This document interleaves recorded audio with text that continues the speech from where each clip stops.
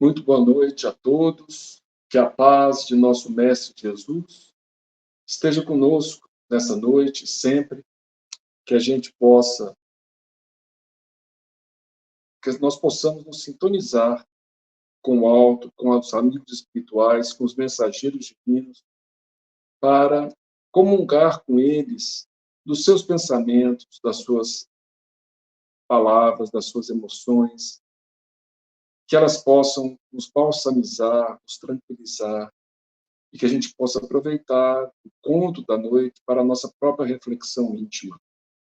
Antes de iniciarmos, então, vamos agradecer a Deus por essa oportunidade, pedir a Ele que nos abençoe, que abençoe o nosso lar, que esteja sempre conosco, nos envolvendo, nos esclarecendo e nos inspirando. Obrigado, Senhor, por essa oportunidade. Esteja conosco sempre, que possamos sempre estar contigo. Assim seja. A história de hoje tem como título O Discípulo de Perto, e é uma continuação do livro No Roteiro de Jesus. Nosso querido Humberto de Campos, são histórias de Humberto de Campos, o Irmão X, também chamado de Irmão X, psicografadas por Francisco Cândido Xavier. O discípulo de perto.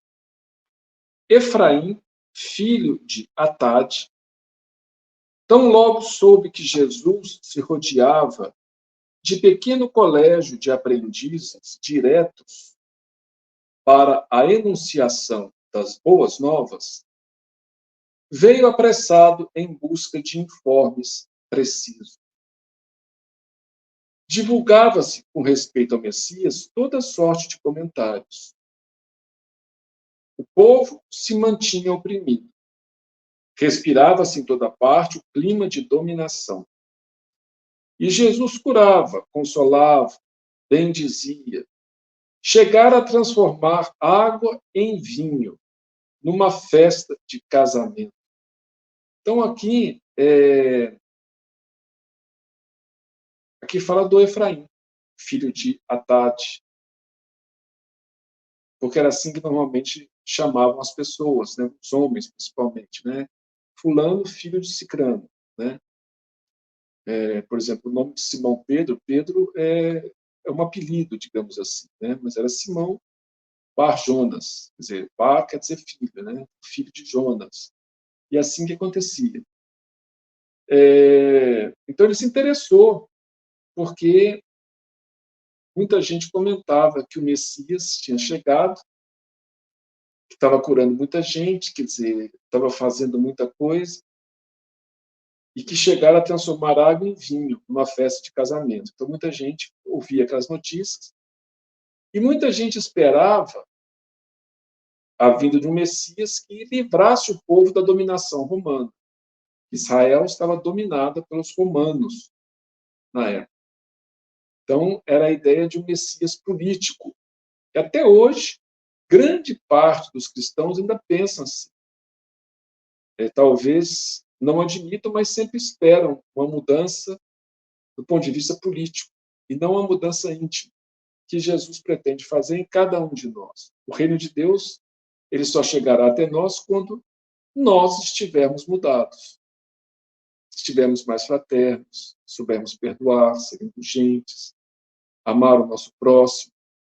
Então, aí, a nossa convivência refletirá o reino de Deus.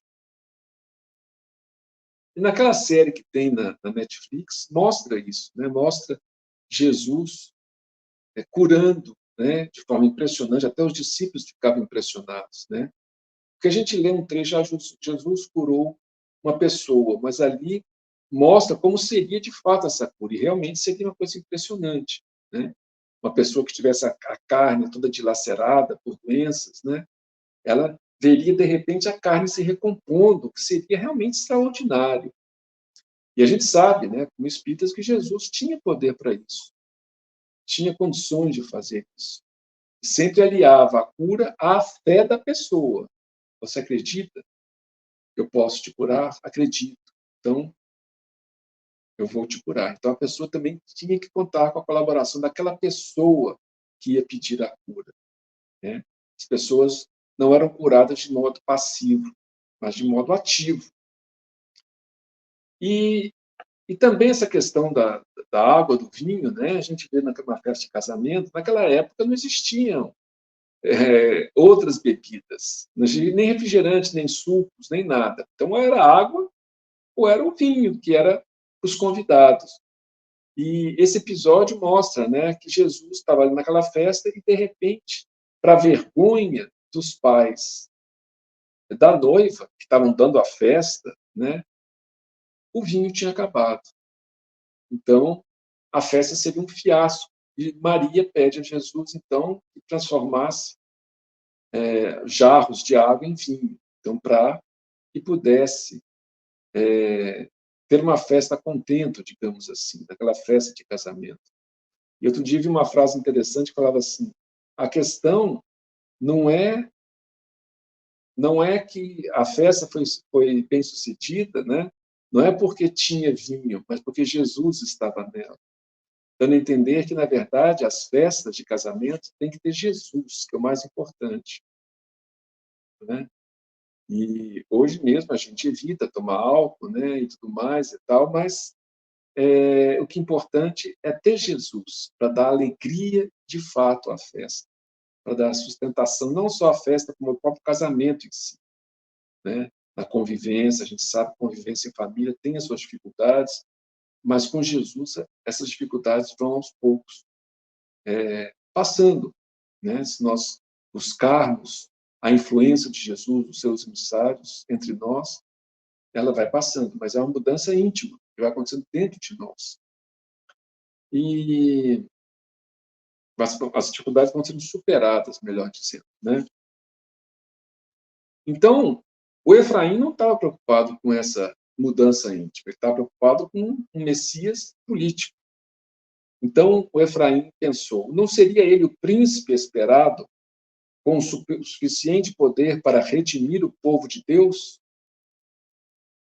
Certamente, ao fim do ministério público, dividiria cargos, vantagens e despojos. Então, ele achava que Jesus ia fazer uma guerra contra os romanos, ia vencer, ele tinha poder, e depois ele ia distribuir cargos, né, vantagens, né, dinheiro. É a mentalidade infantil que até hoje nós temos. Muitas vezes nós trazemos essas mentalidades do ganho imediato e superficial, externo, e não interno. Né? Aconselhava, portanto, disputar-lhe a presença, o Efraim pensou. Ser-lhe-ia discípulo chegado ao coração, que ele chega um discípulo bem perto de Jesus. Então, por isso que o título chamou discípulo de perto. De cabeça inflamada em sonhos de grandeza terrestre, procurou o Senhor, que o recebeu com a bondade de sempre, embora tisnada de indefinível melancolia. Então, Jesus recebeu o Efraim, mas como ele já sabia, ele sentia, ele já percebia os pensamentos, os desejos de Efraim, ele recebeu com bondade, mas com melancolia, como quem diz. Mais um que quer se iludir. Né? Mas, nem por causa disso, ele perdeu a bondade, a ternura para receber o Efraim. Isso já era no final, né, da missão do Cristo. Foi quando, aqui fala, né, o Cristo havia entrado vitorioso em Jerusalém. Então, naquela semana, né, hoje a gente comemora, né, a Igreja Católica principalmente comemora, e a gente respeita muito isso, porque se comemora o Domingo de Ramos, que seria aquela entrada de Jesus em Jerusalém. Né? E ele é recebido com palmas. Muita gente achava que ele seria o líder de uma revolução. Mas, ao invés de entrar montado num cavalo bonito, poderoso, ele entra montado num jumentinho, já mostrando aí que não era essa a sua intenção, não. E por isso o povo o abandona, porque ele frustra as expectativas populares. Né? Então, o Cristo havia entrado vitorioso em Jerusalém, mas achava-se possuído de imanifesta angústia. Ele já sabia o que ia acontecer. né? E ele estava angustiado, estava melancólico, porque sabia, e ele mesmo via o panorama espiritual, né? E sabia, por exemplo, que se movimentavam espíritos trevosos, espíritos inimigos da sua obra, que estavam se movimentando para fazer o que fizeram depois, né? Inspirar a sua crucificação, acham que com isso estavam derrotando ele, mas na verdade estavam dando o maior triunfo que ele podia ter, né? E ele mesmo fala em determinado momento, né? Quando eu for levantado, eu atrairei todos para mim, né? Então, o que a gente acha que é perda, na verdade, é a vitória. Profunda tristeza transbordava-lhe do olhar, diz Humberto de Campos, adivinhando a flagelação e a cruz que se avizinhava. Embora um espírito elevado, naturalmente, aquele clima todo, e o próprio sofrimento, né? Mas muito mais pela incompreensão das pessoas, né? Que estavam esperando um líder, um líder militar, né? Alguém que pudesse fazer, depois a população, e a população desencarnada também, que estavam ali. Então, aquilo ali ia deixando ele triste, né? Uma tristeza no olhar. Mas sereno, como diz aqui, sereno e afável, estava triste, mas estava também tranquilo, né? Pediu a Efraim lhe abrisse o coração. Fala o que você quer, Efraim. O que você deseja? Senhor, disse o rapaz, ardendo de idealismo, mas não só de idealismo, né? De interesse também. Aceita-me por discípulo. Quero seguir-te igualmente, mas desejo um lugar mais próximo de teu peito compassivo. Venho disputar-te o afeto, a companhia permanente. Pretendo pertencer-te de alma e coração, mas tudo com vistas à conquista política, né? Então eu quero a sua companhia permanente, pretendo pertencer-te de alma e coração, né? Jesus sorriu, mesmo naquele momento mais, né, triste, Jesus sorriu pela ingenuidade daquela pessoa, né, do Efraim, e falou calmo: tenho muitos seguidores de longe. Aspirarás, porventura, à posição do discípulo de perto? Olha só o que Jesus fala. Tenho muitos seguidores de longe. Ficam de longe, que admiram Jesus, mas será que Efraim gostaria de ser um discípulo de perto? Essa é uma pergunta que a gente tem que se fazer também. E a gente vai ver o que Jesus fala, né, do discípulo de perto, como ele deve agir, o que ele deve fazer. Sim, mestre, exclamou o candidato. Que fazer para conquistar semelhante glória? O divino amigo que lhe sondava os recônditos da consciência esclareceu. O aprendiz de longe pode crer e descrer, abordando a verdade e esquecendo.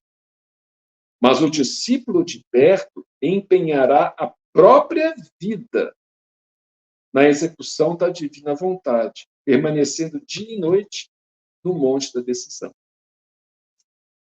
Então, o discípulo de longe crê e às vezes descrê, né? Ele se entusiasma com a verdade, mas de repente se afasta. Mas o discípulo de perto empenhará a própria vida na execução da divina vontade, permanecendo dia e noite no monte da decisão. O seguidor de longe provavelmente irá se entreter com muitos obstáculos a lhe roubarem a atenção. Mas o companheiro de perto viverá em suprema vigilância. Então, o de longe, às vezes, os obstáculos ele vai se perder. Somos nós, na verdade, né? Às vezes, qualquer coisa, qualquer obstáculo, a gente desanima, a gente se perde, mas o discípulo de perto vai ficar em suprema vigilância, vigilância permanente. A gente vê aqui pela essa descrição que nem os discípulos deles, direto, naquele momento, estavam preparados para isso, porque eles mesmos não estavam em suprema vigilância. Depois né, quando assumiram a tarefa de levar o evangelho e tudo mais, aí sim, eles foram adquirindo essa certeza. Então, não é tão fácil como a gente imagina. O de longe sente-se com liberdade para buscar honrarias e prazeres, misturando-os com as suas vagas esperanças no reino de Deus. Então, o discípulo de pé, de longe, ele está buscando honrarias, prazer, e de vez em quando ele lembra do reino de Deus. Mas o de perto sofrerá as angústias do sacrifício incessante, do serviço incessante. O de longe dispõe de recursos para se encolerizar e ferir. O de perto armar-se-á de inalterável paciência para compreender e ajudar. Então, de longe, às vezes, se encoleriza, fica nervoso, às vezes fere, mas o de perto tem que ser paciente para compreender e ajudar. O de longe alegará dificuldades para concentrar-se na oração, experimentando sono e fadiga. Eu não consigo me concentrar, eu fico com sono, grande fadiga. O de perto irá se inquietar pela solução dos trabalhos e caminhará sem cansaço em constante vigília. Mais uma vez, ele fala da vigília, do alerta. Né? O discípulo de perto está sempre em sintonia com Jesus. O de longe respirará em estradas floridas, demorando-se na jornada quanto deseje. O de perto, porém, muitas vezes seguirá comigo pelo atalho espinhoso. O de longe dará pressa em possuir. O de perto encontrará o prazer de dar sem recompensa. O de longe somente encontra alegria na prosperidade material. O de perto descobre a divina lição do sofrimento. Como o sofrimento, às vezes, tem lições para nós. Né? O de longe padecerá muitos melindres. O de perto se encherá de fortalezas para perdoar sempre e recomeçar o esforço do bem, quantas vezes se fizerem necessárias. O de longe não cooperará sem honras. O de perto servirá com humildade, obscuro e feliz, sem projeção. O de longe adiará os seus testemunhos de fé e amor perante o Pai. O de perto, entretanto, estará pronto a aceitar o martírio em obediência aos celestes desígnios, a qualquer momento. E principalmente naquela época. Né? Ele sabia que ele seria o primeiro. Né? Para quem acha que os cristãos daquela época, muitos, milhares foram martirizados. Circunstâncias terríveis. Mas o discípulo de perto estaria pronto para isso. Né? Após longa pausa, fixou em Efraim os olhos doces e indagou: aceitarás mesmo assim?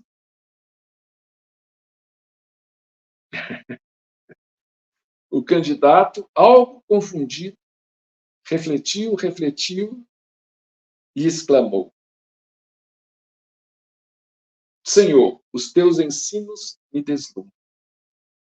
Vou à casa de Deus agradecer ao Santo dos Santos e volto dentro de 1 hora, a fim de abraçar-te o sublime apostolado sob juramento. Jesus aceitou-lhe o amplexo efusivo e ruidoso. Despediu-se dele, sorrindo. Mas Efraim, filho de Atade, nunca mais voltou.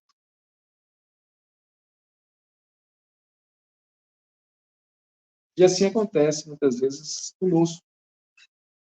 Acontece conosco na jornada com Cristo. Às vezes queremos a companhia do Mestre, mas para sobressairmos, para honrarias, enfim. Mas quando o Mestre nos chama, às vezes, a um testemunho maior, nós falamos: Senhor, pode deixar. Né? E abandonamos tudo. Quando, às vezes, temos algo mais a fazer, algo mais a testemunhar, abandonamos. Então, temos que ver em que situação que nós nos encontramos. Certamente, pelo menos a maioria de nós, ainda não é um discípulo de perto. A gente vê que nem os discípulos, né, os 12 apóstolos, né, eram discípulos de perto naquele momento que Jesus contou, que se passa essa história, antes da crucificação. Mas nós, às vezes, já avançamos para algumas coisas. As honrarias, às vezes, já nos cansam, né? Os bens materiais, embora nós possamos aproveitá-los, já não são, deixam de ser aquele objetivo maior de nossas vidas. Então, quando nós começamos a nos aproximar de Jesus, né? Esse é um movimento, é aos poucos, não adianta a gente se forçar, né? Jesus olhava Efraim e falava assim, você não tem a menor condição, mas ele não ia falar isso para ele. Mas Efraim estava, né? Então, é aos poucos. Efraim já queria se atirar e queria ser, né, um dos primeiros ali mais próximos do Cristo. Ele podia ter chegado aos poucos, se aproximando, né, indo aos poucos, como outros foram fazendo. Mas com aquela necessidade de se aproximar cada vez mais. Porque quem se aproxima de Jesus, embora Jesus mostre as dificuldades, às vezes, que a pessoa tem que enfrentar, encontra uma alegria, um sentido para a vida que nunca teve.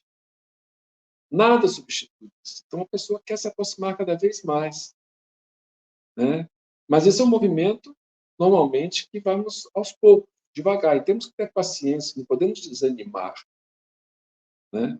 É a caminhada. Se estamos encaminhando, o importante é olharmos, estamos encaminhando em direção a Jesus? Estamos mais próximos dele hoje do que há um tempo atrás? Há 10, 15, 20 anos atrás? Nos sentimos mais perto dele? Como sabemos? Nosso sentimento. Somos mais pacientes, a gente vive falar. Somos mais compreensivos. Somos mais amorosos. Então, a gente vai vendo, né? Perdemos um pouco as expectativas ilusórias em relação às coisas materiais, aprendemos a dar o valor a elas, mas sem nos apegarmos. Estamos um pouco mais nesse caminho. Então, quanto mais perto vamos nos aproximando, mais nós vamos sentindo a presença. E quando Jesus toca o coração dos seres humanos, a gente pode até querer, né? Mas a gente não vai achar nenhuma satisfação, nenhuma alegria como aquela de estar com o Mestre. Então, que possamos refletir e possamos nos aproximar. Não precisamos ter pressa, sim. Temos que ser constantes, perseverantes, mais do que ser afoitos, mais do que querer apressar e fazer tudo ao mesmo tempo. Muitas pessoas chegam no centro espírita, querem fazer todas as tarefas, tudo, e às vezes passa um mês, 2 meses, um ano, desistem. Não, vamos chegar a fazer o que for possível, né? E vamos principalmente sentir, né, a nossa transformação íntima, que esse é o principal objetivo. Não é fazer isso e aquilo e permanecer o mesmo, com os mesmos sentimentos, né? Então, é a nossa renovação íntima que nós buscamos para nos aproximarmos de Jesus. Então, que o Mestre nos abençoe, nos ilumine, e que possamos, cada dia mais, aos poucos, irmos nos aproximando dele. Um dia seremos, com certeza, um discípulo de perto.